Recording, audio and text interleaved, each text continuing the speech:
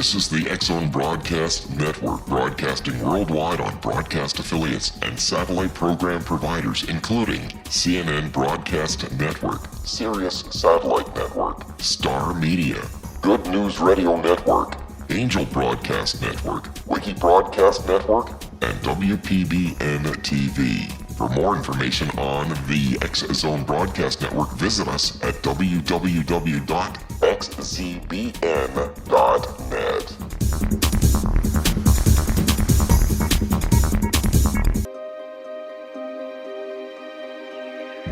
Welcome to Seek Reality with your host, Roberta Grimes.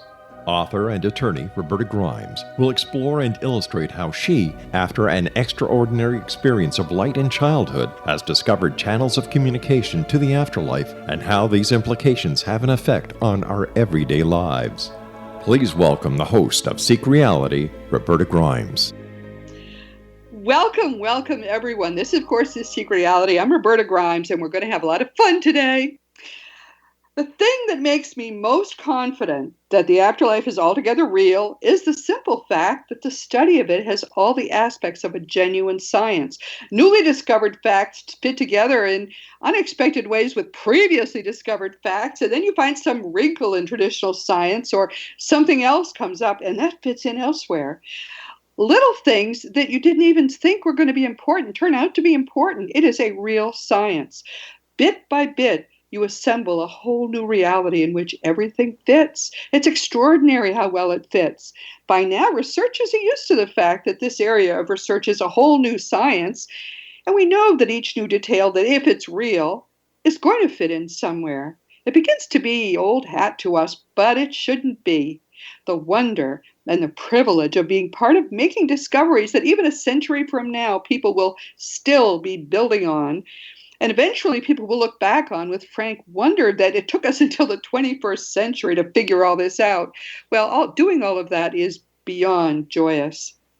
Wow. Now we know how people like Sir Isaac Newton and Galileo Galilei must have felt. How could humankind have been so clueless for so long? Personally, I've always assumed that eventually I was going to write a book about all these amazing discoveries. I even had a title. I was going to call it The Fun of Figuring It Out. But then I read David Burfoot's amazing book, Finding the Elephant, in which he talks about figuring it out so well that I consider my book to have already been written, and written much better than I could have done.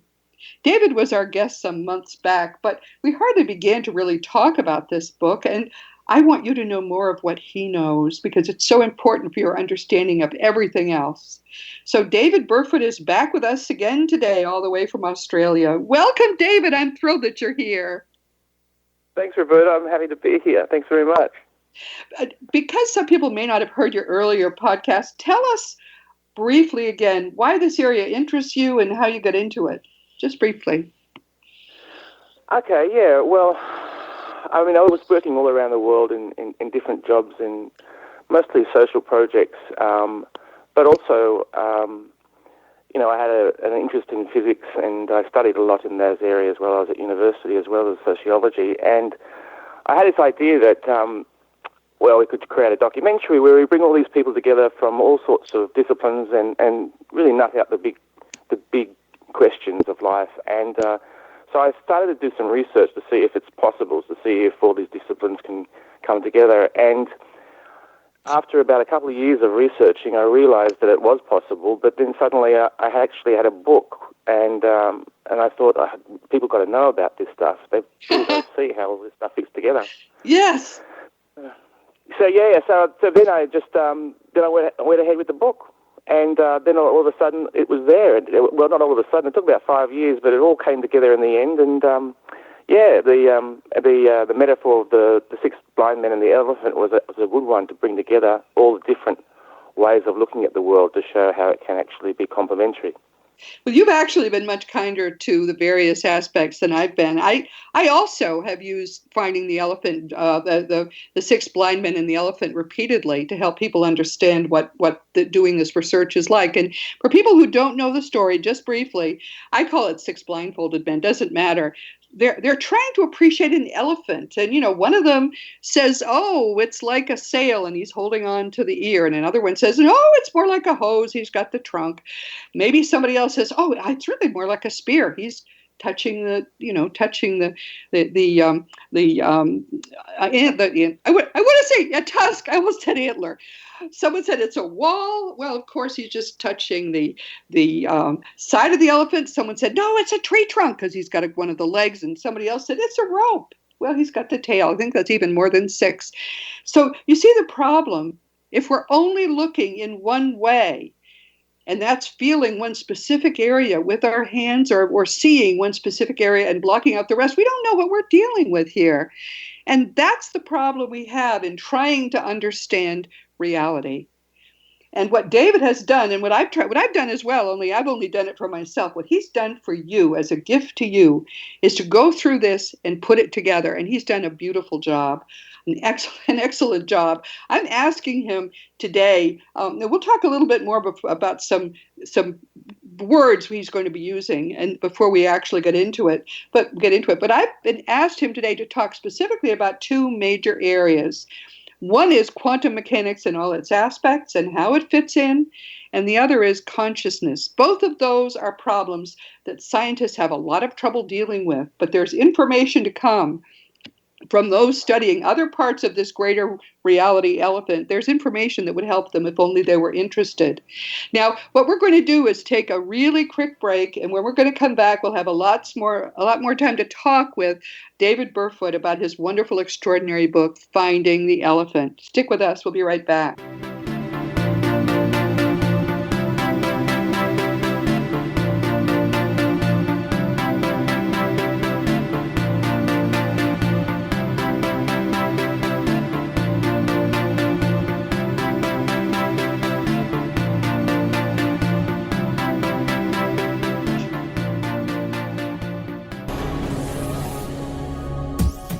This is the X-Zone Broadcast Network, broadcasting worldwide on broadcast affiliates and satellite program providers, including CNN Broadcast Network, Sirius Satellite Network, Star Media, Good News Radio Network, Angel Broadcast Network, Wiki Broadcast Network, and WPBN TV. For more information on the X-Zone Broadcast Network, visit us at www.xzbn.net.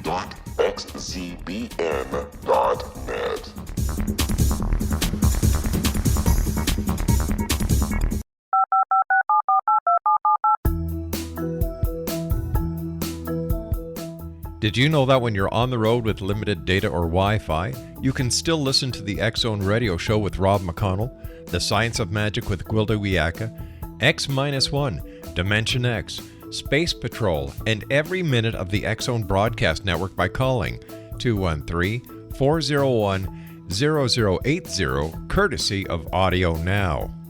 No smartphone, app, or internet needed. It saves your data plan, and it's free if you have unlimited minutes.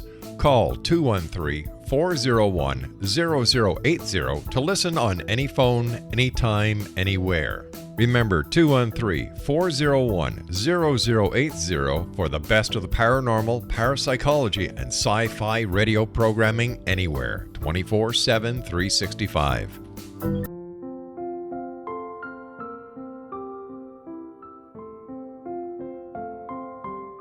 I am Dr. Carl O'Helvey, founder, president of a new cancer foundation focusing on evidence-based physical, mental, and spiritual interventions, including natural cancer cures, prayer, meditation, affirmations, nutrition, and other related holistic cancer prevention and cure modalities.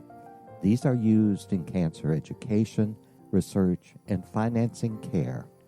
I ask for your help to continue this important work by donating at www.holisticcancerfoundation.com.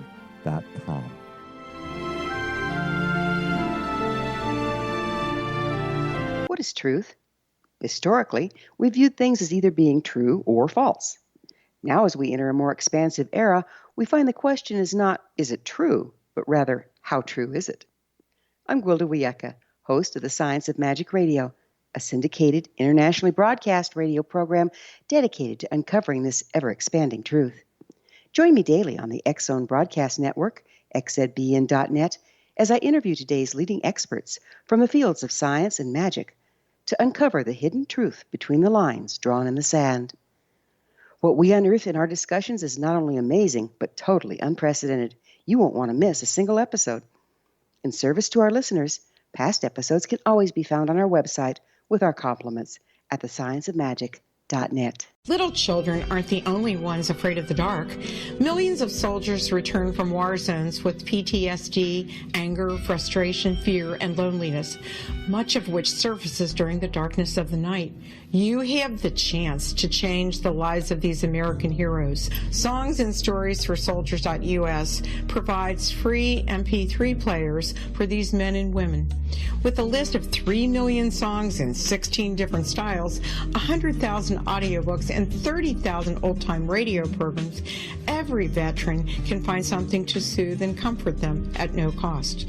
All our players contain an 8-hour audio program designed to help veterans fall asleep. With 1,500 plus vets now participating, it's our goal to deliver 10,000 audio players this year. Go to our website at songsandstoriesforsoldiers.us. Help us help a veteran make it through the night.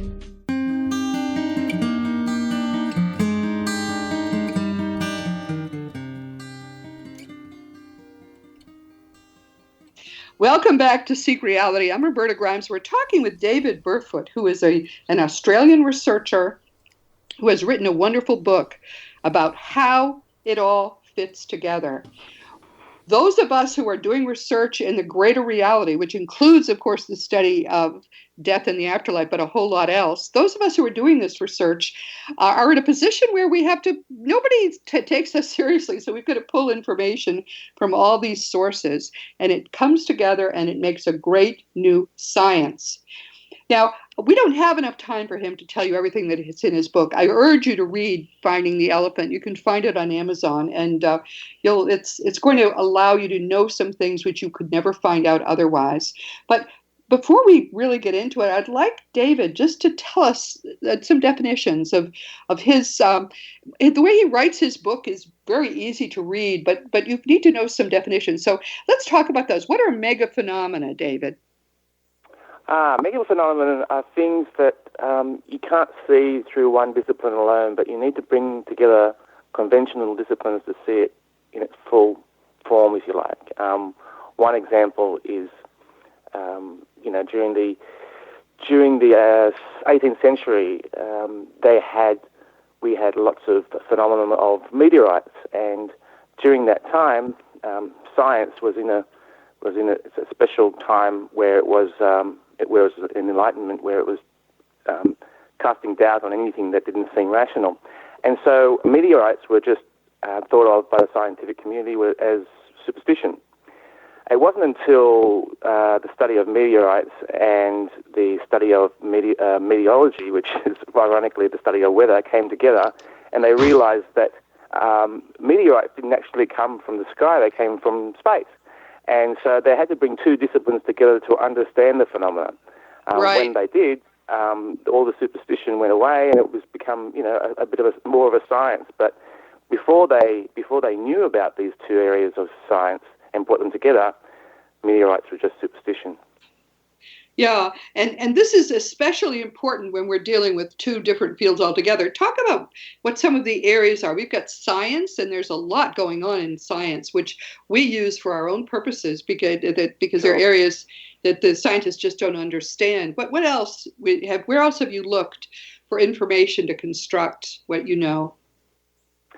So I went through biology, of course, physics, sociology, as well as religion, afterlife research.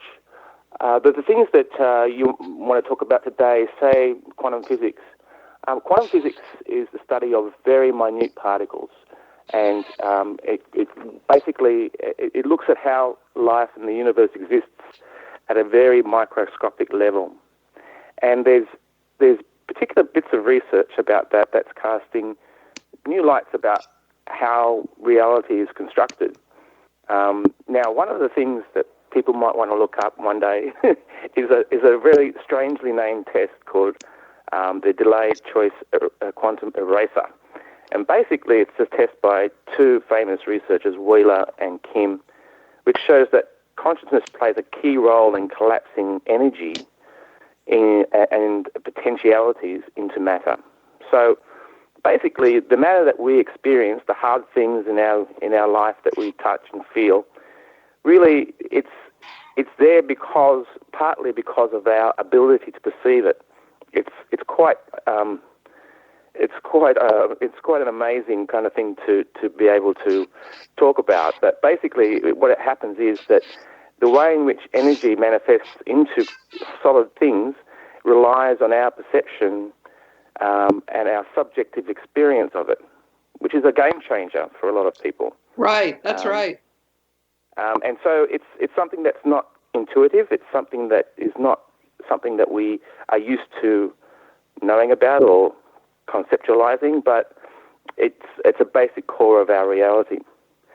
The second thing I think that's really interesting for people to know, and it's something that Einstein and one of our Australian Nobel Prize winners in physics here, Brian Smith, research is basically that space and time are manufactured and malleable.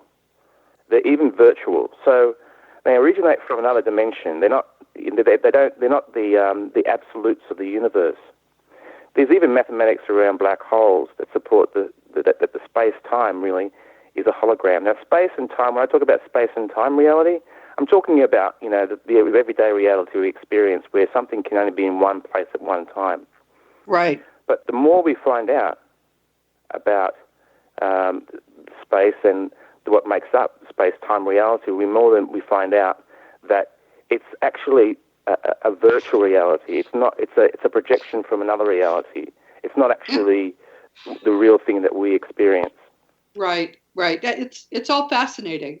I think it's important for people to understand what a revelation this was to afterlife researchers, because we were coming to know a lot from the people who are already there about what it's like in the afterlife, and it made no sense to us. I mean, you can go from one place to another, and even if it's across the entire universe, and it takes no time at all. The way people communicated was all telepathic. People could create things just by thinking them into existence, and they would shimmer into existence. I mean, none of this made sense to us until we started to get good quantum physics for dummies books in the early part of this century. And suddenly we realized what we were dealing with were quantum phenomena. It was all, I mean, don't you agree that was an extraordinary a gift to us? Quantum mechanics suddenly made things make sense that never had made sense before. Yeah, and it was. And yes, and basically it shows that these things that you're speaking of, these capacities, these experience of life in the afterlife, are probably a closer approximation to what absolute existence is, rather than what we experience it here in our everyday life. But you see the signs in all sorts of research that shows that what they experience in the afterlife is possible here, but to a lesser degree. But it is still showing signs that it's possible. Yes. I mean, we've got things like entanglement, which shows that things can be in two places at the same time. Yes. And that was just kind of put forward by Einstein and his colleagues some years ago. And it's been proven ever since by different tests and different experiments that it's actually it happens, true. Yes, right. Yeah. Now, and here's another one, subspace. What's your definition for subspace? So subspace is what I term is a term that comes from science fiction, but I find it useful because people kind of get it because they understand science fiction programs like Star Trek and so forth. So basically it's that other dimension where space and time don't serve as the same barriers as they do here. This is the dimension where it could be, for people it could be the afterlife, it could be heaven, it could be the dream time for the Australian Aborigines. It's that level of existence which is beyond our space-time reality. That Yes. that that area that we exist, which is not restricted by space-time. And what I love the way you put it. You said that in your book at one point you said this is the place where science and spirituality peacefully coexist. I think that's how you put it, which is what we need, because they're battling one another. And actually, people doing afterlife research and in other aspects of spirituality and people doing what they call hard science are really trying to understand the same reality. There's no earthly reason that we need to assume only one is right, because as you point out, a lot of what we're trying to understand needs insights from both sides. And I thought that was really profound. All right, one more term, triangulation. Okay, so triangulation is the kind of thing that you do. It comes from navigation, where you look at 3 points, and you look at trying to find out where you are by examining a number of points of view. So triangulation in this book is basically saying, okay, if we bring all the different disciplines together, what are the commonalities with them? What are they all kind of pointing to? What are the bits of truth that we can extract from all the different perspectives? So it's like finding the elephant, if you like, in the metaphor of the 6-blind man and the elephant. It's like finding that little spot where they all seem to agree on. Yeah, this is what this book is doing. It's taking all these things, and it talks about them in much more detail than I would have. That's one of the great things about this book. You don't have to have a level of understanding of these fields in order to get to where he's trying to go, because he gives you a short course in so many things in just simple language. But the beauty of it is that you can see, oh yeah, I do see how that fits, how it's useful to understand quantum mechanics, how this other aspect of science is giving us information, and how it fits with what the dead are telling us. It's just such an adventure. That's what I get drunk on it sometimes, the thrill of finding new things that fit. It doesn't happen as often now. But when you do this work, the best part is finding something new that fits the tapestry. You found another piece that makes the puzzle come real. And we have enough pieces now that it is possible to have a pretty good understanding of what's going on. I have to tell you about a little wrinkle, though, which I think you make it much more understandable than most do, David. But when we come to Earth, we aren't even sure, maybe 10% of our minds accessible to us. We strip down to a very simplified version of our great eternal minds, which are, of course, are part of the mind that continuously manifests this universe. So it's hard to understand a lot of this stuff in a way that is real. It's sort of like your dog trying to figure out what you're doing when you're getting ready for work and why you come and go. We just don't have a frame of reference even to understand it. But you do a much better job than most, David, of making it accessible to people and helping them make sense on that sort of dog level of what's really going on. I'm appreciative of that. Oh, thank you very much, Roberta. Now, what surprised you most as you were doing this research? Is there any one thing that sticks out?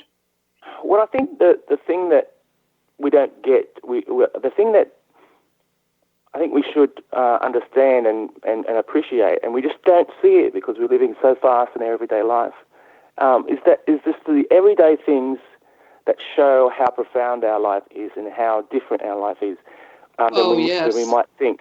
One of the examples, one of the best examples, I think, is just our ability to be aware of a clump of time at once. So our ability just to share this moment is an absolute puzzle. Nobody in science is able to understand why it has happened. There's no explanation for this. In physics, there is no explanation for why we appreciate one clump of time at a time. Yeah, it is. It's amazing. Like, there is no understanding. So consciousness. This is what our consciousness. This is our link into consciousness and our link into the ultimate universe, if you like.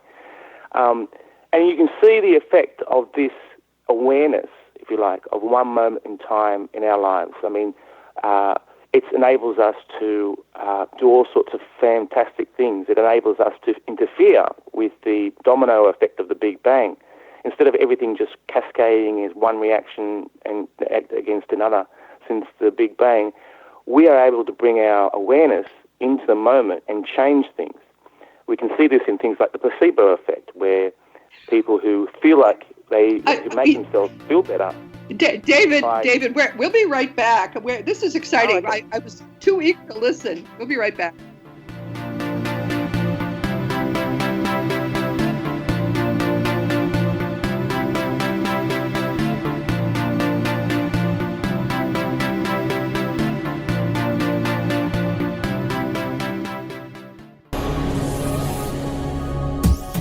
This is the X-Zone Broadcast Network, broadcasting worldwide on broadcast affiliates and satellite program providers, including CNN Broadcast Network, Sirius Satellite Network, Star Media, Good News Radio Network, Angel Broadcast Network, Wiki Broadcast Network, and WPBN TV. For more information on the X-Zone Broadcast Network, visit us at www.xzbn.net.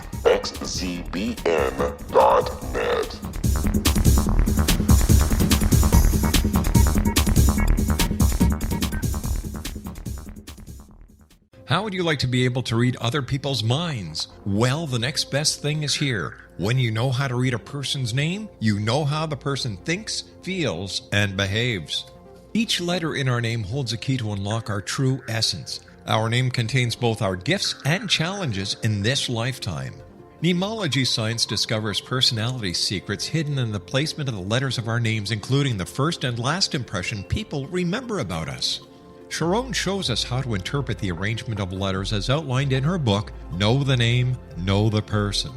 Sharon Lynn Wyeth created mnemology science after 18 years of research and testing her theories, and has supported thousands of people around the world in understanding themselves and others better.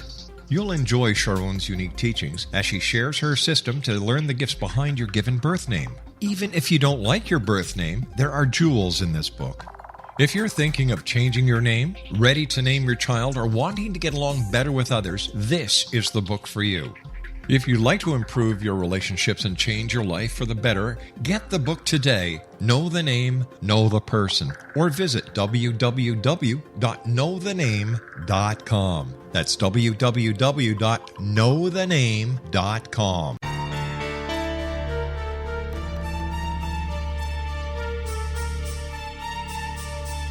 Hello, I'm Justina Marsh, and with my dad Pete, we are going to present a new show called Too Good to Be True. Together, we are aiming to discover more truths about this world and beyond. Do you have unanswered questions about the world? Do you ever wonder about aliens, conspiracy theories, or the universe? There are many shows discussing subjects such as pyramids or UFOs, but we want to relay this information based on our own research, including from spiritual means. Hopefully, listeners will be helped with their own beliefs and will appreciate the psychic insights that add to the previous research and information. We both look forward to sharing this insight and beginning this journey with our listeners. Visit xzbn.net for more information about when to listen.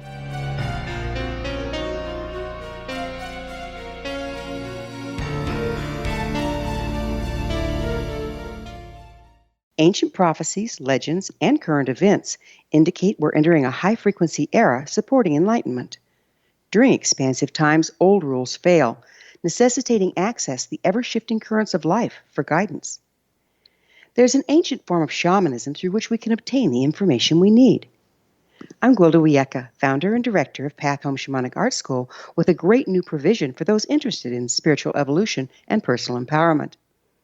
Galactic Shamanism, Art of the Ancients, Key to Tomorrow, is an upcoming series of leading-edge online affordable classes designed to guide and support you and your family during these times of transition. Embrace the magic. Empower your life. Study Galactic Shamanism at findyourpathhome.com. This is the X-Zone Broadcast Network, broadcasting worldwide on broadcast affiliates and satellite program providers, including CNN Broadcast Network, Sirius Satellite Network, Star Media, Good News Radio Network, Angel Broadcast Network, Wiki Broadcast Network, and WPBN TV. For more information on the X-Zone Broadcast Network, visit us at www.xzbn.net.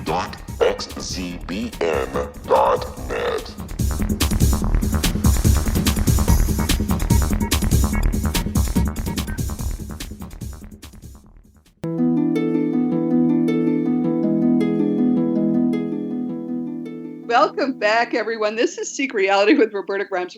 We're speaking with David Burfoot, who is blowing my mind again. I just love to have someone who can understand and talk about this stuff. Now, what we were talking about was something else, basically two things I'd like to spend the rest of our time together talking about.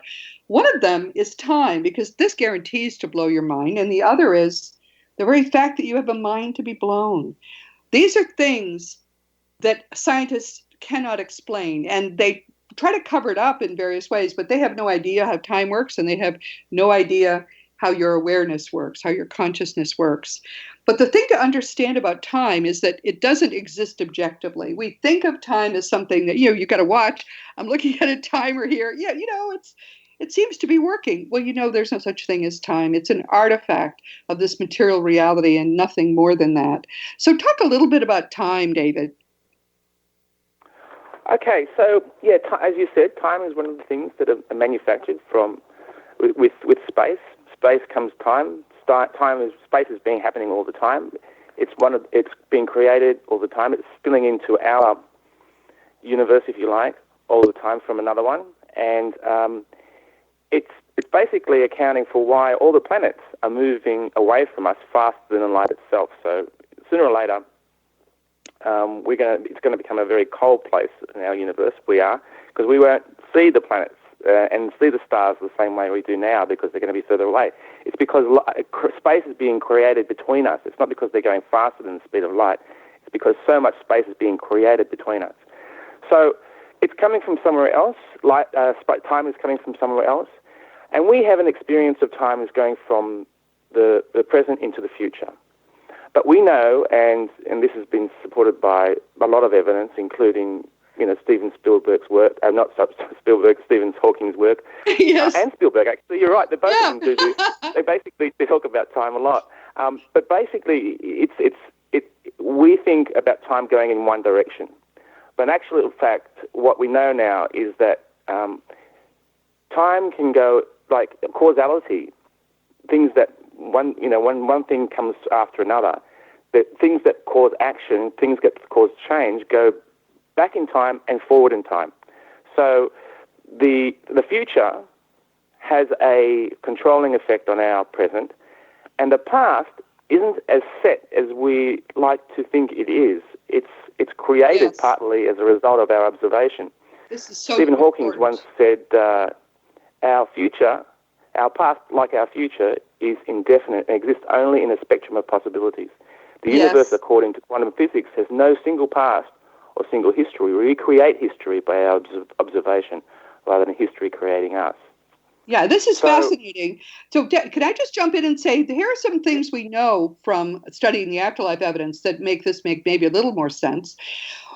When past life regressions are done, which is not uncommon to help people fix phobias and things in their present lives, it then was discovered they can do future progressions, and you can find something in a future life that is affecting the present.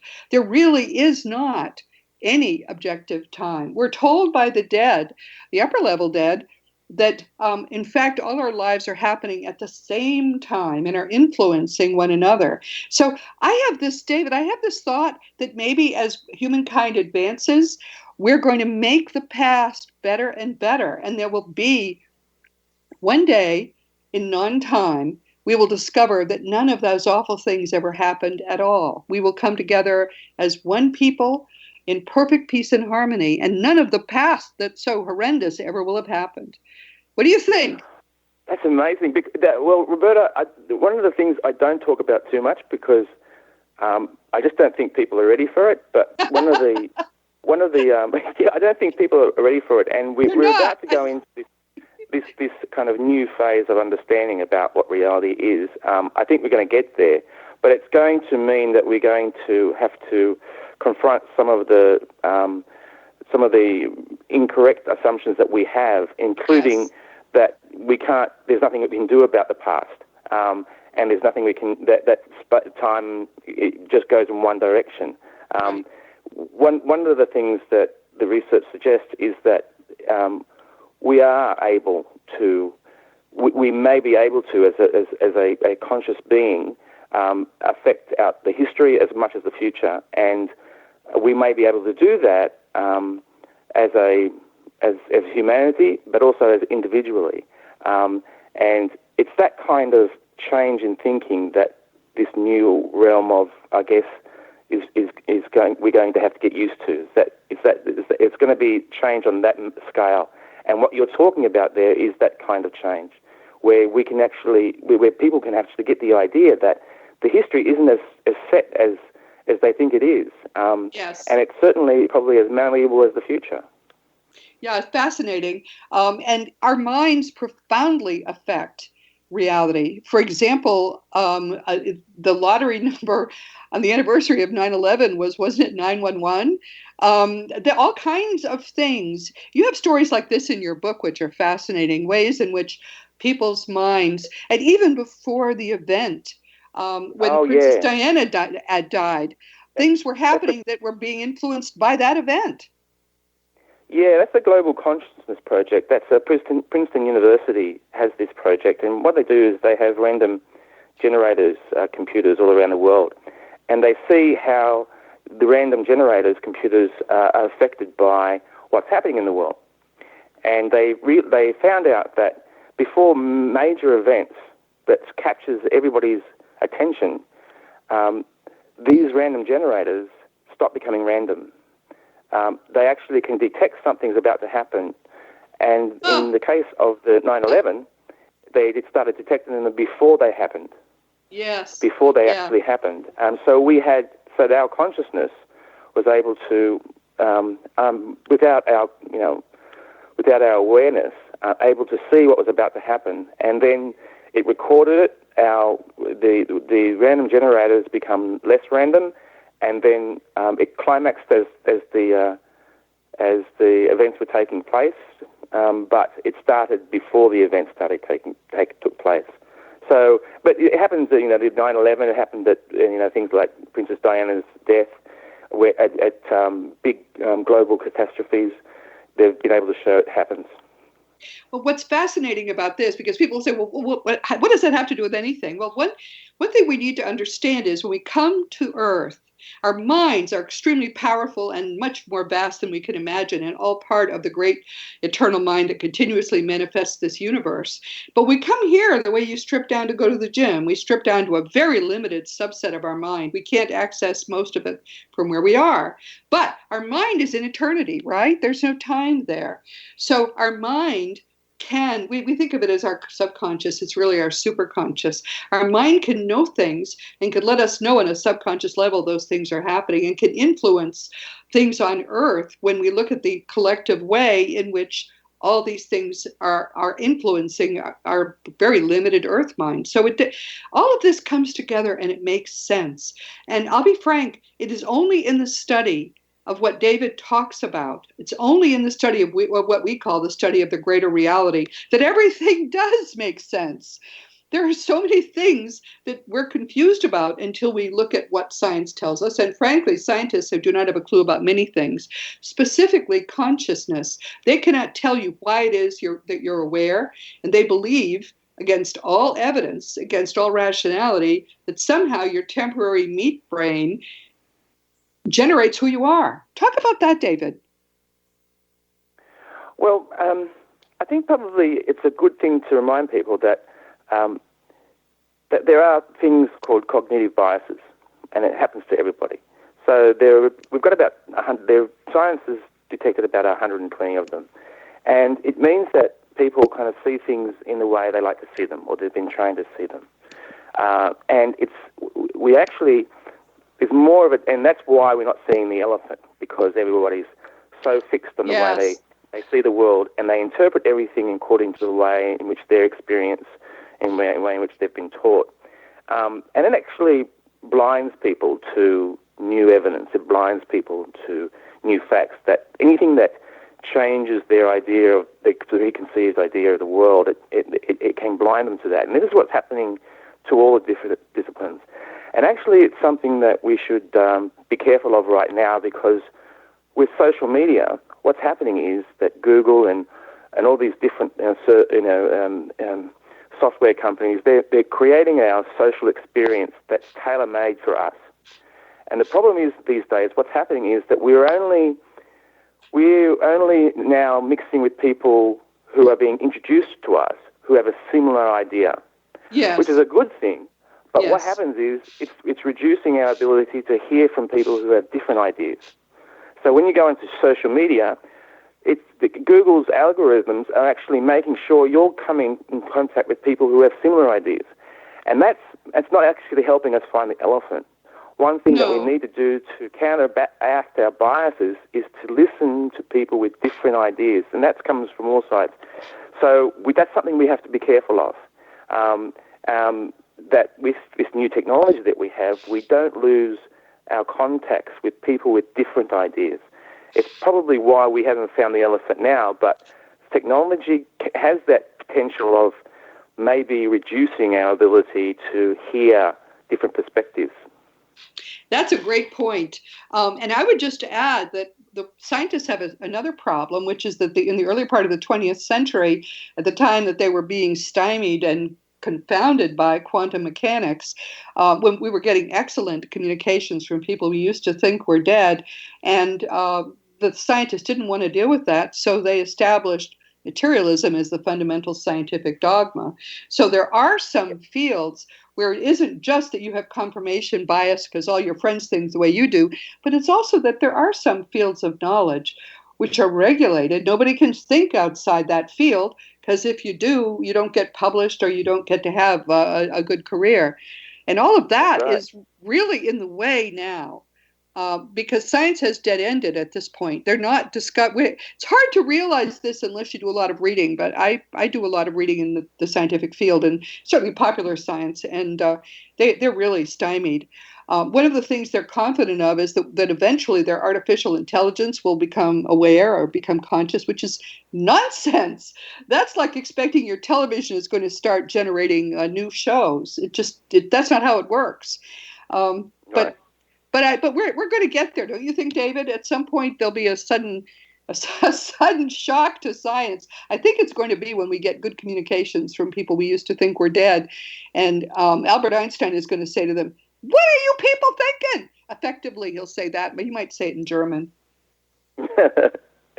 Absolutely, I think a lot of people do think that with changing technology, artificial intelligence, it is going to be a big change for us, but one of the things it's also going to do is show us exactly what humanity is and what the computers can't do. Yes. And I think that, that's a potential, and we just have to make sure that stays that way. We don't let the computers take over, but we also search for what it is to be human along the way with, how our ability to get computer programs to act like they're human. Yeah, this is an exciting. You and I could talk for days, I think, David. We're going to take another quick break, and then we're going to come back and talk some more with David Burfoot, who is the author of Finding the Elephant. You've got to read this book. We'll be right back.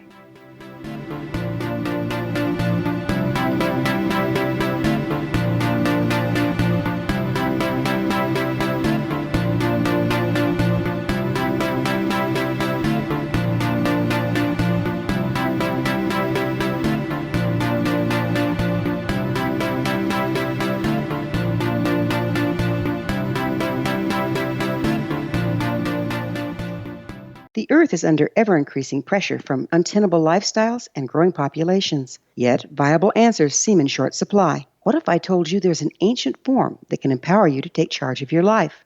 What if your entire family could be enfolded and supported by life itself, finding safe passage through challenging times? I'm Gwilda Wiyaka, founder and director of Path Home Shamanic Art School, with great news: an upcoming series of leading-edge online affordable classes based in an ancient form of shamanism, easily learned and used by your entire family. Galactic Shamanism, Art of the Ancients, Key to Tomorrow are a series of online adult and children's lessons instructing your entire family on natural law, how to cooperate with and be supported by the powers of the universe. Visit findyourpathhome.com to find these unique and powerful classes. This is the X-Zone Broadcast Network, broadcasting worldwide on broadcast affiliates and satellite program providers, including CNN Broadcast Network, Sirius Satellite Network, Star Media, Good News Radio Network, Angel Broadcast Network, Wiki Broadcast Network, and WPBN TV. For more information on the X-Zone Broadcast Network, visit us at www.xzbn.net.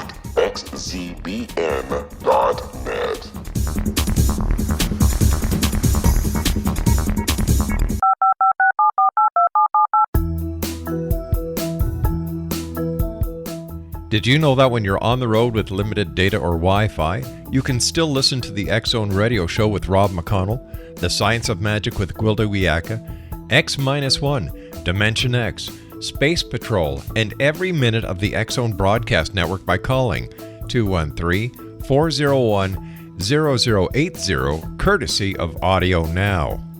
No smartphone, app, or internet needed. It saves your data plan and it's free if you have unlimited minutes. Call 213-401-0080 to listen on any phone, anytime, anywhere. Remember 213-401-0080 for the best of the paranormal, parapsychology, and sci-fi radio programming anywhere, 24/7, 365.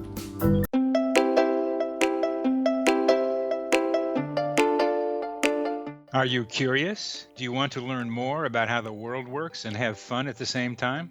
Study coincidences with me, Dr. Bernie Beitman, MD, on my Connecting with Coincidence radio show, here on the XZBN network. Listen to Jungians theorize, statisticians randomize, true believers evangelize, while I categorize. I dance to the rhythm of coincidences. People who experience me see more of them. Maybe something on the show matches a thought in your mind. Let us know. Expand your mind to the weirdness happening around you. Synchronicity spoken here, there, and everywhere. For more information, put Connecting with Coincidence in your search engine and find my website, my social media sites, and my blog.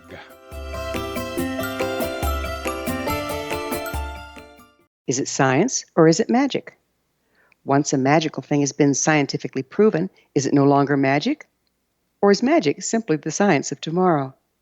Join me, Gwilda Wiyaka, on The Science of Magic, a syndicated radio program dedicated to combining the science and magic of today's dynamic and controversial topics to co-create new solutions. By triangulating information from today's leading experts from the scientific and magical fields, we uncover expansive and evolutionary truths you won't find anywhere else. Join us daily on the X-Zone Broadcast Network, xzbn.net, as I interview the share thoughts with the amazing guests from both science and magic. The resulting knowledge is unprecedented. As a gift to you, the listener, past episodes can be accessed on our website free of charge at thescienceofmagic.net.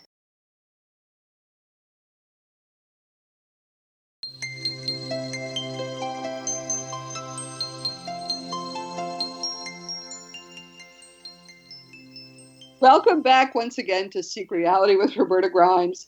And I've been having a lovely time today talking with David Burfoot, and I hope you're getting some of this and coming to understand just how exciting it is when we finally put it all together and it all makes sense. Now, understand we're using very limited subsets of our conscious minds to do this, and therefore we're going to learn a lot more once we get to where we're going.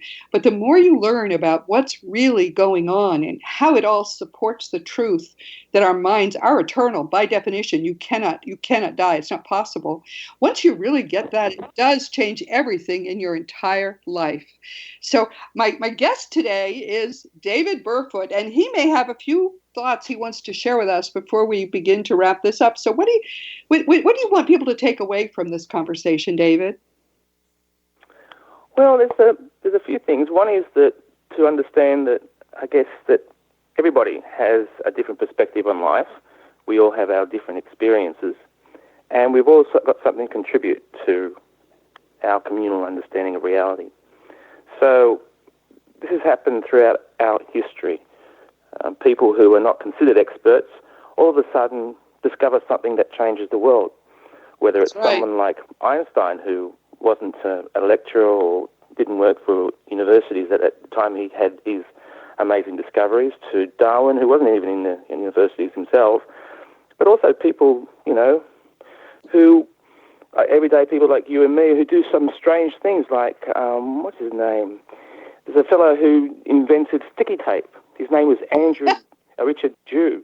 I mean, that's probably one of the most amazingly useful things in the world. I think that's probably the best invention of all time. And he was a high school dropout. He was someone just like you and me. He just had an idea.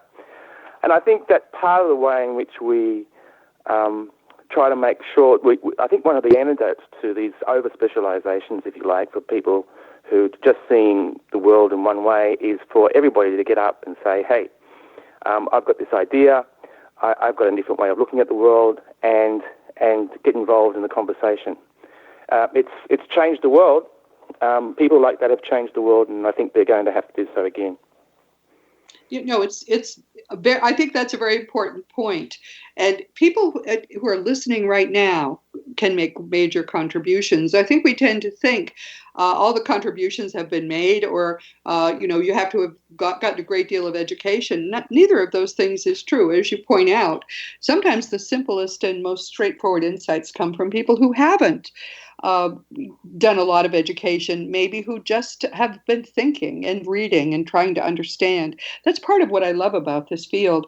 More and more, we're going to find that the big breakthroughs are coming in areas which are not dry science per se, but instead have an element of spirituality in them.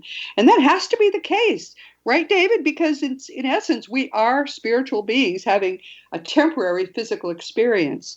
And so naturally, at the bottom, it's spiritual. What were you going to say?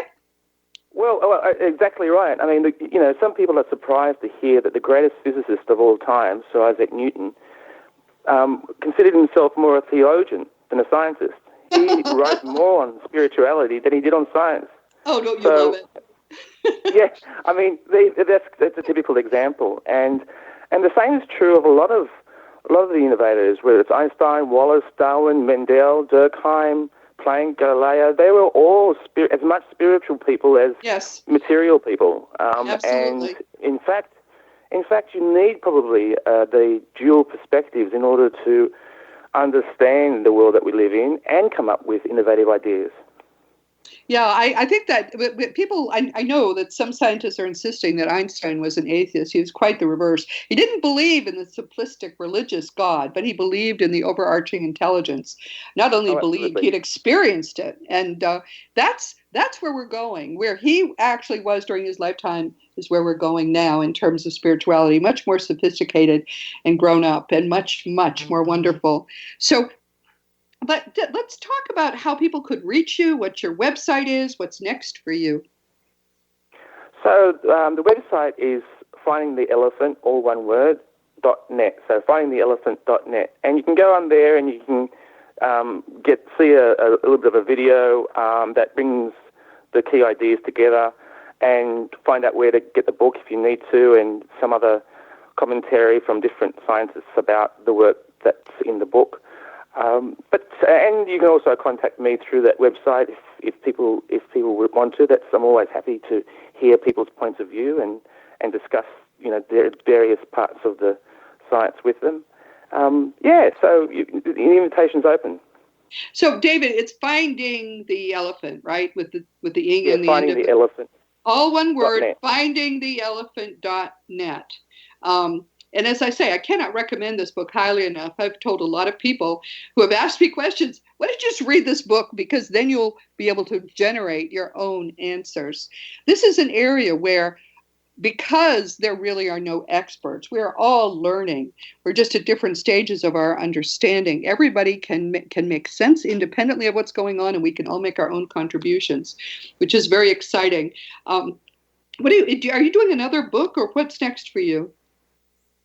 I'm just taking a bit of a break. I'm thinking about the next book. It's going to be it's going to be a bit of a different angle again to our understandings, but it's going to involve the afterlife, I think, definitely, because that seems to be an area that we're going to find out a lot more about in in the years to come as a society. So I'm still working on it. But my family are kind of a bit apprehensive about me getting involved in the new book right now, and I can understand it. Yes, yeah, that's part of the problem that we all have who are working in this field. We have families, and you have young children, right? Your children are growing up now? Yeah, two children, one's 11 and 12. Yeah, that's the age when we're an embarrassment anyway, and you don't want to be any more of an embarrassment than that. That's true. It has been wonderful having you here. I'm going to ask you to come back again just so we can talk about yet more of what's going on in this wonderful book. And meanwhile, I just recommend everyone, if you're interested in trying to really understand what's going on, Finding the Elephant, go to findingtheelephant.net, contact David. He's happy to hear from you, and just help yourself to understand what's going on, because that not only is that going to make you very much happier, but it totally cancels fear. And then you can be the expert in your circle on what's really, really going on. So thank you so much, David. We'll talk to you soon. Meanwhile, everyone, this has been Seek Reality with Roberta Grimes, and I'm thrilled that you could be with us today. Please never forget that you are a powerful, eternal being. You never began and you never will end. And when you really understand what that means, it's going to change everything in your life for the better. Next week, we're going to be talking with Mark Anthony, the psychic lawyer. He's going to come in to talk about some of what he has been learning in the field of consciousness and awareness and all of those things. He's actually pretty extraordinary. He's a criminal attorney who is descended from very, very excellent mediums. And he himself is a terrific evidential medium. But he's interested in the intellectual aspects of what's going on, a lot more than many are. He's going to be presenting at the Afterlife Research and Education Symposium, which is September 15 to 17, 2017 in Scottsdale. And if you're listening to this in a future year, don't go, darn it, it's probably gone by, because there's probably another one coming up for you. Just go to afterlifestudies.org and you'll see what we're up to now. But meanwhile, I really, really recommend that you just join us next week and learn a little bit more about what Mark Anthony is going to be talking about at the symposium. And this week, for the second time, we've been enjoying conversing with David Burfoot. His book is Finding the Elephant, and it rocked my world. And as I went through it again for today, it rocked it a second time. Like you and me, he has been seeking reality. And like us, he's known instinctively that there had to be materialist science and spiritual studies coexisting because they're both in the same place talking about the same stuff. But he has done extensive research, much more than I really had the patience to do, and he gives it to you in very simple ways so you really get it, and so it does astonish you and open you and make you very, very much more aware of what's going on and make you want to learn more. Physics, biology, parapsychology, spirituality, consciousness, afterlife studies, everything comes together and is part of one gigantic area of study. Finding the Elephant is a groundbreaking book. I really hope that if you're interested in this area at all, Finding the Elephant is going to be where you begin.